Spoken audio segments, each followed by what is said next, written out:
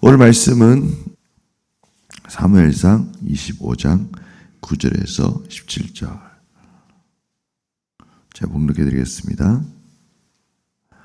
다윗의 소년들이 가서 다윗의 이름으로 이 모든 말을 나발에게 말하기를 마치매 나발이 다윗의 사환들에게 대답하여 이르되 다윗은 누구며 이새의 아들은 누구냐?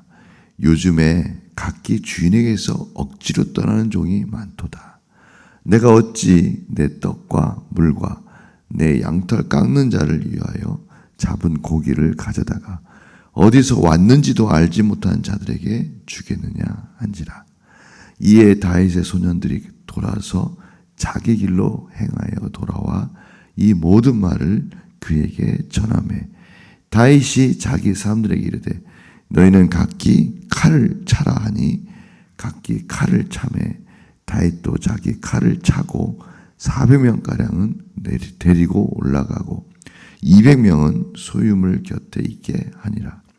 하인들 가운데 하나가 나발의 아내 아비가일에게 말하여 이르되 다윗이 우리 주인에게 문안하러 광야에서 전령들을 보냈거늘 주인이 그들을 모욕하였나이다. 우리가 들에 있어 그들과 상종할 동안에 그 사람들이 우리를 매우 선대하였으므로 우리가 다치거나 잃은 것이 없었으니 우리가 양을 지키는 동안에 그들이 우리와 함께 있어 밤낮 우리에게 담이 되었습니다.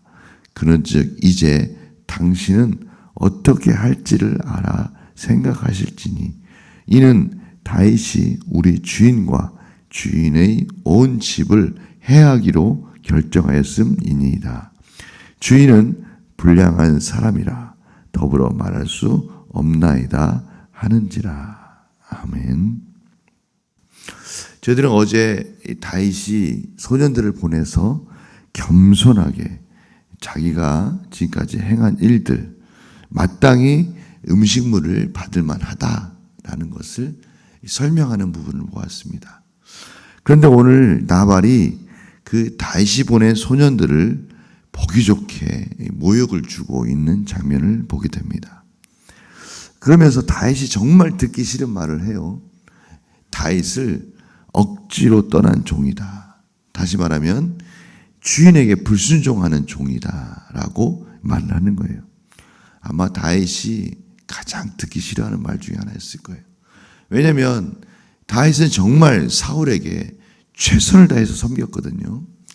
어떻게 하면 오해를 풀 수 있을까 하면서 정말 다윗이 사울을 죽일 수 있는 명분과 때가 있음에도 불구하고 그것을 하나님을 경외하는 말미암아 순종하는 마음으로 그것을 행하지 아니했던 그런 다윗이지 않습니까?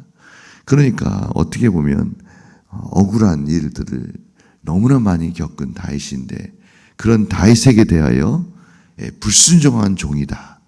사울에게 대항하고 사울을 억지로 떠난 종이다. 사울에게 억지로 떠난 종이다. 이런 말을 들을 때 그런 정치적인 말을 들을 때 참으로 마음이 상했을 것입니다.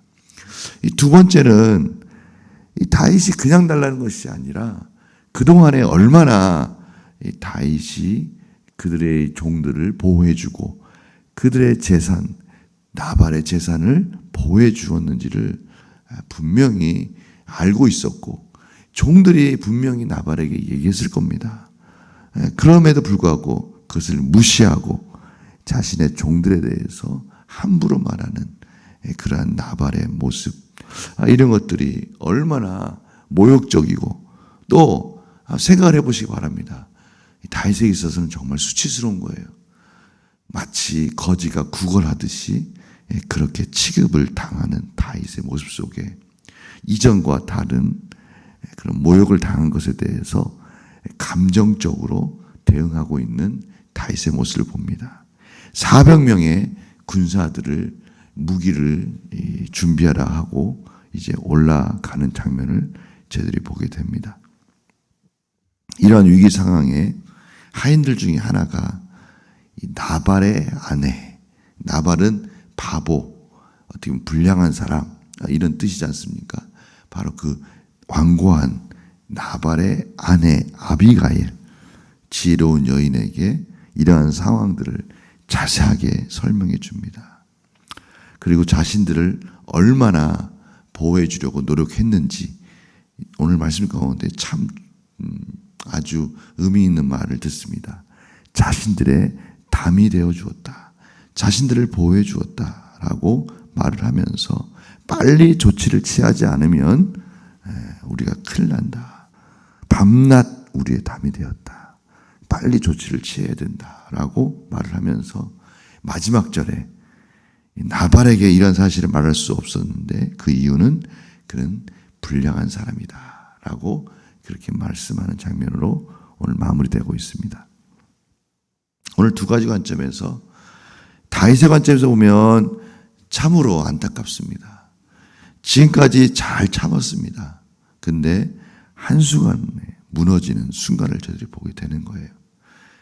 명분과 기회가 있을 때조차도 사울을 죽이지 않았던 다윗, 그가 이제 심판자로서 마땅하다는 생각 속에 수치를 스스로 갚으려고 하는 그러한 큰 실수를 지금 저지르는 순간을 저희들이 보게 됩니다.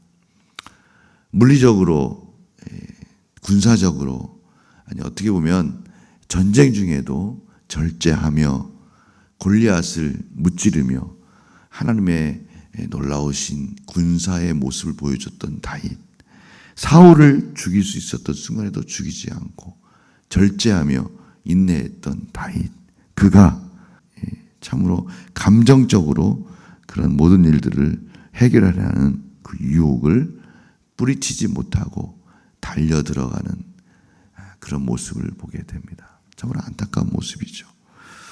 감정과 개인적인 욕망에 흔들리지 않도록 은혜를 구해야 한다라는 것에 대해서 저희들이 다시 한번 깨닫게 됩니다. 나발의 관점에서 보면 참으로 들을 수 있는 귀가 없다라는 것에 대해서, 이것이 얼마나 치명적인가에 대해서 지금 말씀해 주고 있어요. 이건 요즘 시대에 저희들에게 정말 꼭 필요한 부분인 것 같아요. 남의 이야기에 귀를 기울이지 않고, 특별히 그러다 보니까 자기의 이기적인 생각에 집착하고 있는, 오늘 25장 11절에 보십시오. 내가 어찌 내 떡과 내 양털 깎는 자를 위하여 잡은 고기를, 자기 것을 어떻게 남에게 줄 수 있느냐 이러면서 전혀 누구의 말도 듣지 않으려 하는 그의 행동을 볼 수 있습니다.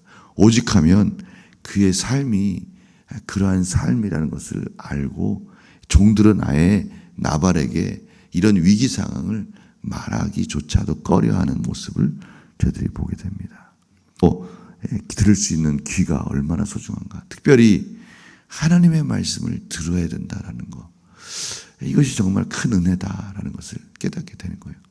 저는 오늘 말씀을 통해 두 가지의 은혜가 저희들에게 얼마나 소중한지를 깨닫게 되는 거예요.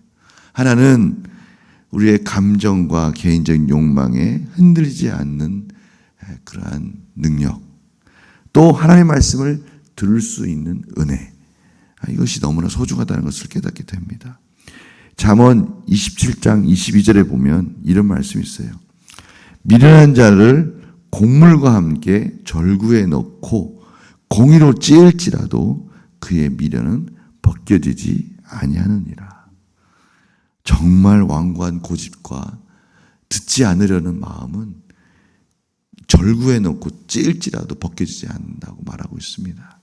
우리가 오늘 이 말씀을 통해서 하나님의 은혜 가운데 감사해야 할 거예요. 첫 번째는 이런 우리를 하나님의 말씀을 들을 수 있는 자로 부르셨다는 것. 또 저희들이 감정과 개인적인 욕망에 흔들려서 우리 마음대로 살 수 있는 이러한 상황 속에서 그래도 하나님의 말씀으로 절제할 수 있는 은혜를 주었다는 것. 우리가 이런 것들을 귀히 여기면서 솔로몬이 했던 기도 기억나십니까? 열왕기상 3장 9절에 누가 주의 이 많은 백성을 재판할 수 있사오리까? 듣는 마음을 종에게 주사 주의 백성을 재판하며 선악을 분별하게 하옵소서. 우리가 이러한 기도를 하면서 오늘 하루도 하나님 말씀 가운데 순종하는 복된 하루가 되시기를 간절히 축원합니다. 제가 기도하겠습니다. 하나님 감사합니다. 오늘 하루도 하나님의 뜻 가운데 순종할 수 있는 마음, 하나님 말씀 가운데 귀를 기울일 수 있는 마음을 주시고 이 말씀 가운데 순종하며 하나님께 영광 돌리는 복된 하루가 되게 하여 주시옵소서. 감사하며 예수님의 이름으로 기도드립니다. 아멘.